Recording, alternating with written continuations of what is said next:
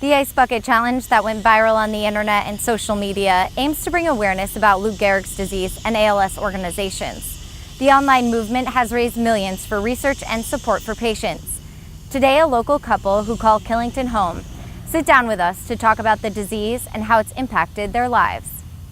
Fresh off celebrating their first wedding anniversary, Mike and Leslie Patnode, graduates of Castleton College and familiar faces to the Killington community, were excited to see the Ice Bucket Challenge hit the internet. Last August, a week before they said I do, Mike's father Dan was diagnosed with ALS.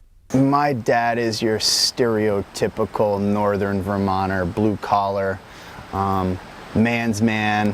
Budweiser drinking. Budweiser, rough man. So basically, like I said, it took us over a year to get the diagnosis, but we came back with a diagnosis week before our wedding, actually.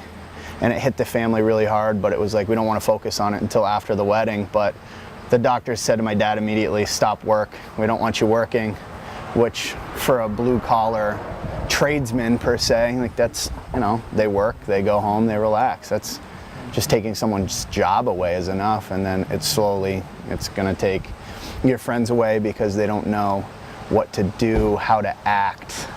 And then once they start to educate themselves, they come back and realize that this disease affects your family, it affects the community around you, it affects everyone because a family can't do it alone.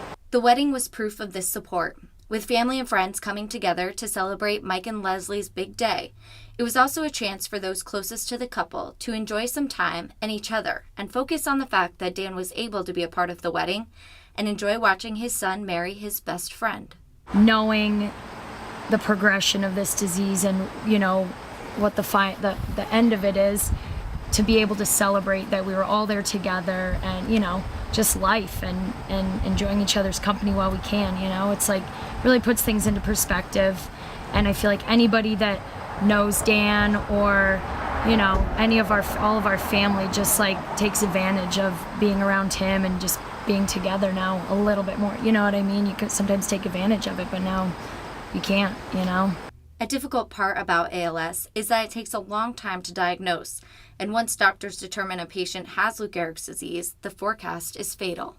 That whole year before he got diagnosed, it was such a roller coaster. I feel like finding out was a relief, but then finding out what it was like, you know, it just sunk in and, you know, you wish it would be something else and maybe they were wrong and the disbelief and, you know, but you just gotta roll with it and live your life, you know. It doesn't mean life should end. It's not, you know what I mean? We still hang out, do things. We went on vacation last Thanksgiving and, you know, hopefully we can do that again.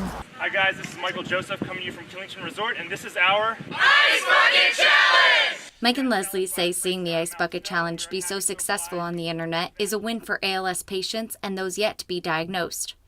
With more than $65 million raised, the money will help fuel research for the disease that as of today has no cure. I'm not on Facebook a lot, I'm gonna say, but I've been on it more than ever. I don't really care about Facebook, but I like that people are putting all the junk aside and it's all, you know, it's all positive, you know, even though it's a terrible disease and it really, you know, it's hard, but to see people who have no idea what it is, maybe learning something about it or donating a little bit of money or, you know, just discovering that, I don't know, it's just the greater cause, you know, and I could see why it would be tough for somebody like this. Obviously hits close to home with us, so I could see maybe why somebody who didn't know what ALS was or know anyone with ALS, why they could think it's strange. Or you see every once in a while somebody on Facebook posts enough with the ice buckets and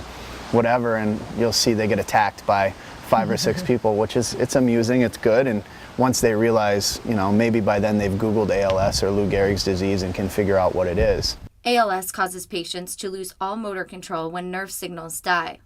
For Mike's dad, he luckily still has the ability to walk, but has lost most function in his upper body. When you're having a bad day, and now I can just I step back and just take a moment to myself, and it could be worse. Like, I'm healthy, the rest of my family's healthy and my friends are healthy. I mean, a diagnosis like this, you know, you get hit with it and they say, you know, you have, like I said, 3 to 5 years.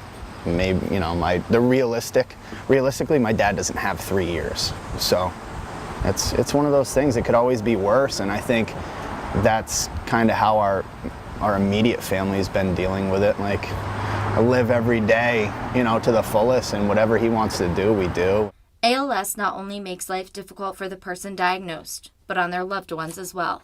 The only frustrating part of the disease, honestly, is seeing what my stepmother has to go through every day with the insurance and the Medicaid, Medicare, and the denials for medical equipment. And, you know, it's frustrating because the blue-collar population works their whole life, and when they need the system, it's not there for them. And, you know, that it's tough enough. You're living on one income at that point, and it's tough. She should be able to enjoy and not have to stress about those kind of things, you know. And it's hard to, you know, we want to help as much as we can. You don't know how to help necessarily. Yeah. It's hard. While most who took part in the Ice Bucket Challenge initially didn't have a connection to the disease or know much about it, Mike says ALS is on the rise.